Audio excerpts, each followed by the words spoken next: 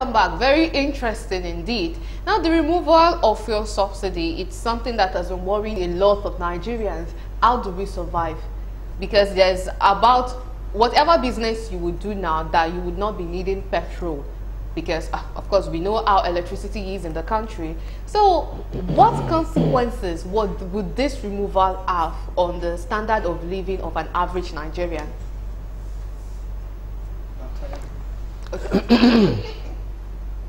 You see, the other time when we were talking about the people, I was saying that the people has a very big role to play in all of this.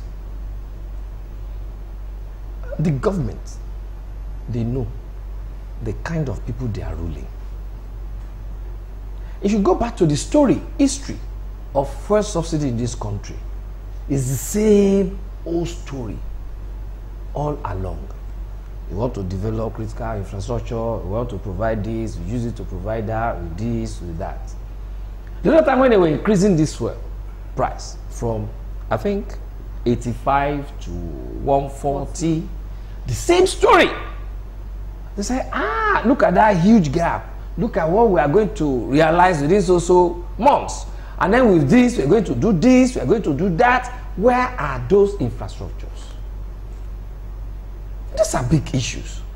Again, during the last administration of Dr. Ebele Gulo Jonathan, these same people who are in government now were saying, no, subsidy is a fraud. Subsidy is a fraud. I remember my professor then, my late professor, Professor Tamdi West, former minister of petroleum, said, no, we can't even sell petrol in this country for 50 naira. All right? But shortly when his people came in, they started talking about that subsidy. And somebody like me, I've been telling them, there is no way, look at it, a wrap of pounded yam. If I want to eat pounded yam now, a wrap of pounded yam like this. If I go to Buka, I buy it at maybe 100 naira. Okay? But take that yam, not to even abroad. Take it to Ghana. And then go and prepare that pounded yam there. Some other costs will be added to it. There's no way I'll be able to buy 100 naira when it comes back here. We have mortars. We have our mortars here. So why can't we pound that pounded yam here? And then remove all those adjoining costs. The issue is, what is the problem with our 4 refineries? Why is it that they have not allowed that refineries to work? And that is the story there. Yeah, and apparently these refineries have been functional for a while, but I wonder why it has not yet, we have not been feeling the impact on the economy. You will not feel the impact because you as a people have not been holding these leaders responsible. They know that by the time, look at that, look at in those days now, they will move fuel from 10 naira to 15 naira. They know they are still coming to 12 naira. 10 naira to 15 naira. Labour will come out, we no agree. Okay, come, let us discuss. They will now go to discussion. Okay, we are going to give buses out, we are going to this. Who is buying those buses? Go and ask. Who are the people that they are going to give that contract to buy those buses? Who are the people that are going to manage those buses? Labour will now say, okay, from 15, instead of, okay, it's now on 12. We have won. What did you win? Why not go back to that 10 naira to know that, yes, we have won? And these are the things I have been talking ever since. We have not been responsible. 1, 2, again. I've been telling Labour, stop asking for minimum wage. Stop asking for minimum wage. Rather, ask for sustainable, very important, sustainable minimum living standard. Do you understand? Sustainable minimum living standard. Any distortion on it, you have to go back to the table to negotiate. If prices of electricity is increased, it's going to distort that sustainability. It's no more sustainable. As they are increasing this with that percentage, this thing must be reflected. Okay, what does Sunday have to say about all this? We'll come back to you shortly. Yeah, I think one, it shows the extent of the degeneration of leadership in Nigeria. That is one. It also shows the character of the Nigerian government in their relations with Nigerian citizens. I read the recent report of the IMF, where they put up arguments that the government should fully remove fuel subsidy. And their reason being that by so doing, the government will not address the issue of foreign exchange challenges. Okay? Then they went further. It's not just fuel, because this is where the problem is. Including electricity bill, tariff, and they should remove subsidy on electricity tariff in Nigeria.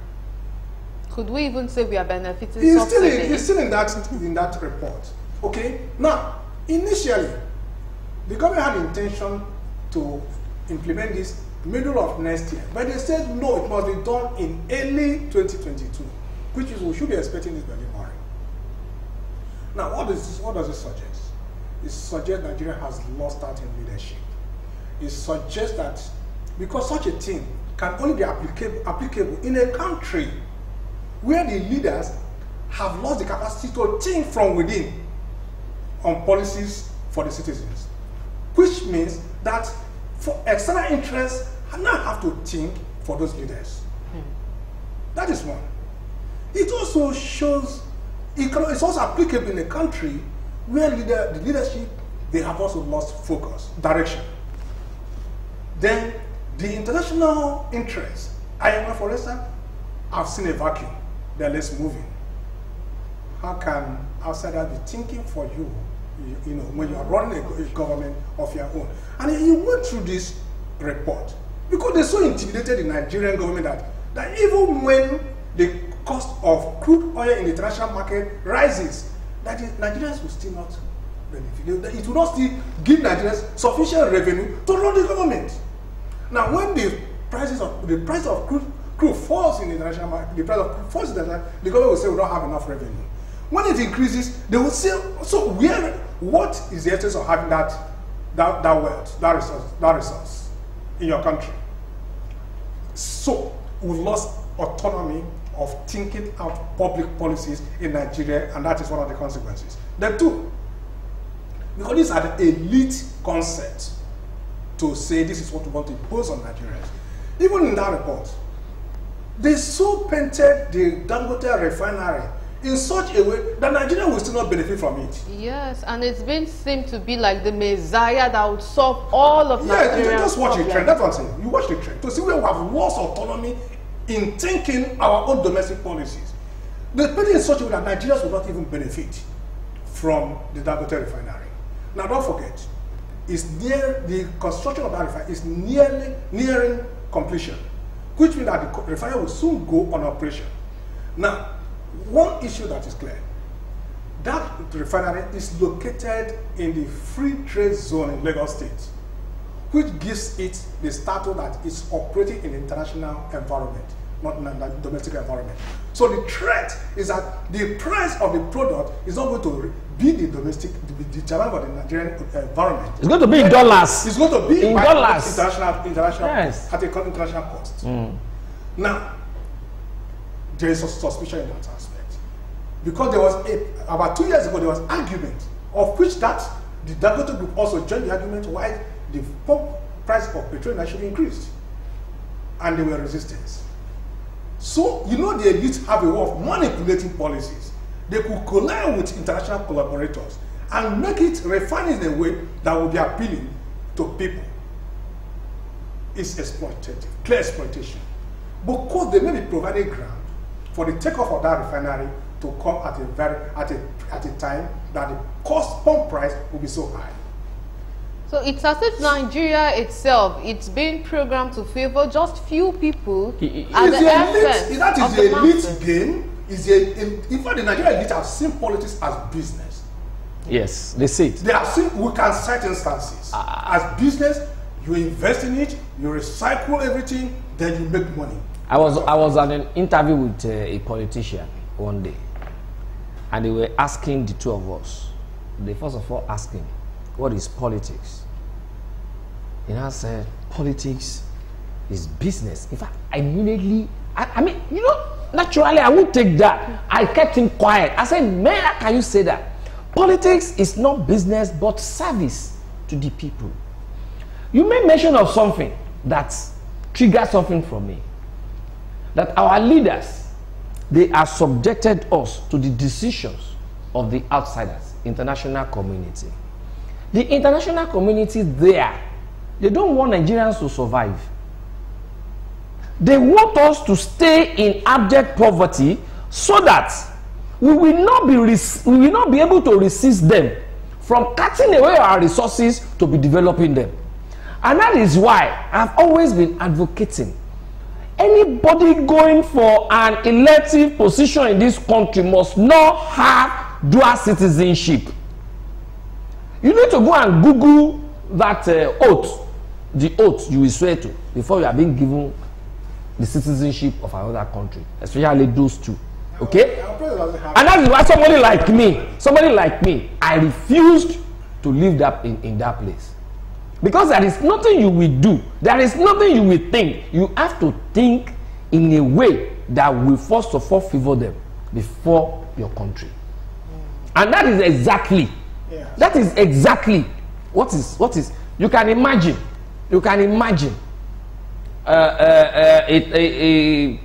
and gas tycoon who went to donate how many billions of dollars to a particular university in America because the children graduated from there. Don't let me mention the guy's name. Yeah, so I think it was in the public domain. And meanwhile, his village, road to his village, till today, is intact. No potable water. So what are we talking about? Lack of patriotism. Do you understand? And where I will now blame the people is this. By the time he gets to his village again, they will say, Babariri Babake. I have seen a man before, when we were having our meetings. This is a man, when in public service, when you speak Ekiti to him, he will be answering you in Yoruba. I mean in English. He was now having problem. He now came to that meeting here in Lagos here. We call it Ekiti Parapor meeting. People were going to greet him. My Egbon Chief Babarisa went to greet him. God was sitting beside me. My friend Sheye went to greet him. Me, I sat down like this. Because I decided to put on my agbada. I sat down. He was not looking at me. That is what's wrong with this guy. Everybody was coming to greet him, celebrated. Then another man now came to us and said, sir, yeah, it's true. Why should I respect him? When people go to his office, speak Ekiti to him, he'll be speaking in English. That man now looked. Do you understand? At least for doing that, he will stop doing it again. Okay, no, someday. Yeah. So those are issues. Yeah, I think the point is this. You see, like the issue is the point is making.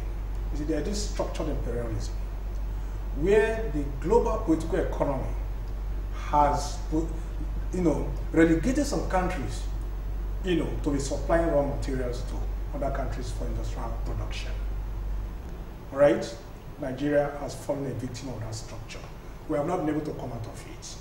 In the 70s into the 1980s, the classification then in the global political economy was Nigeria, North Korea, Singapore, Indonesia. They were classified as third world.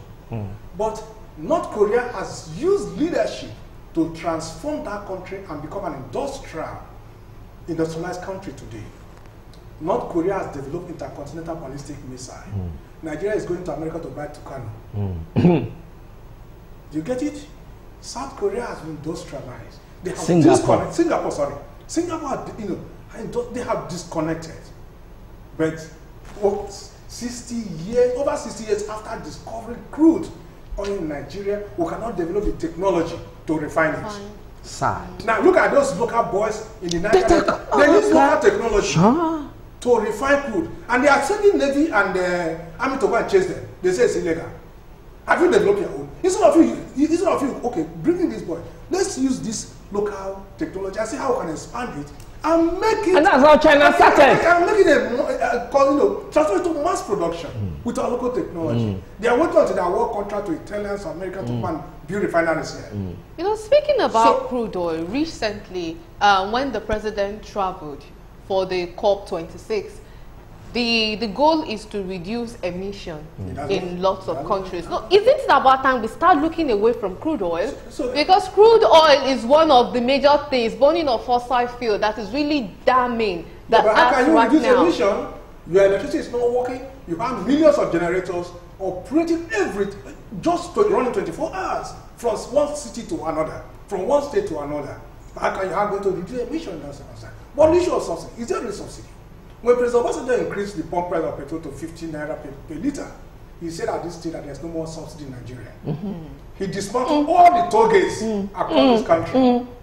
You know, so President Obasanjo increased the pump price to 90 naira before he left. Yar'Adua came and reversed it to 87.